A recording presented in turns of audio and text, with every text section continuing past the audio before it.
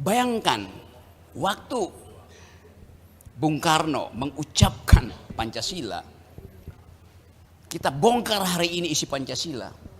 Itulah kumpulan pikiran dunia yang kemudian dikemas secara ringkas, dikemas secara tajam bermutu dalam bentuk 5 sila. Ketuhanan yang Maha Esa, itu debat filosofis panjang selama abad pertengahan di Eropa. Kemanusiaan yang adil dan beradab, debat di Komintern.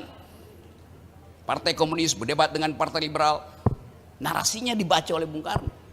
Persatuan Indonesia itu tema nasionalisme, kesatuan itu tema di dalam filsafat Immanuel Kant. Bertemu dengan filsafat Sun Yat-sen tentang nasionalisme itu.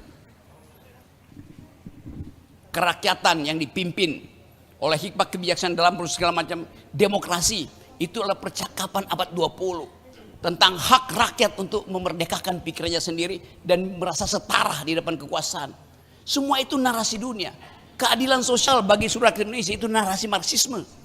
Dibaca oleh Bung Karno, diperdebatkan dengan Tan Malaka, diulas oleh Sultan Syahrir, dimasukkan prinsip Islam oleh Nasir, Buya Hamka. Kita kaya dengan narasi. Kenapa sekarang narasi kita berhenti? Semua orang merasa paham tapi tidak mampu untuk mengucapkan dalil bahwa dia paham. Itu namanya pura-pura paham. Atau fura-fura paham alias fufu-fafa. Fura-fura paham. Ada yang rusak di dalam situasi kita. Nah, kerusakan itu mau kita perbaiki supaya ada kejujuran dalam bernarasi. Narasi yang disebut narasi, kalau dia dipertengkarkan, kalau saya punya narasi dan tidak ada yang melakukan kontra narasi, narasi itu bisa dalam kalimat, bisa dalam berita, bisa dalam puisi, bisa di dalam skripsi, bisa di dalam disertasi. Itu semuanya narasi. Intinya ada argumen, ada dalil di dalam narasi. Kalau saya punya narasi dalam bentuk kalimat pendek, satire, kalimatnya saya ucapkan karena diargumentasikan lewat FNN. Narasi Anda sebagai akademisi bikin skripsi, bikin disertasi. Kalau narasi itu setelah Anda ucapkan tidak ada orang yang membantah, itu artinya Anda barusan membuat naskah doa. Doa tidak boleh dibantah, narasi harus dibantah. Jadi pikiran yang diucapkan tanpa dibantah itu artinya jangan diganggu karena dia lagi berdoa. Beda artinya antara berpikir dan berdoa. Berpikir harus diganggu, berdoa tidak boleh diganggu. Negara harus hiruk pikuk dengan narasi.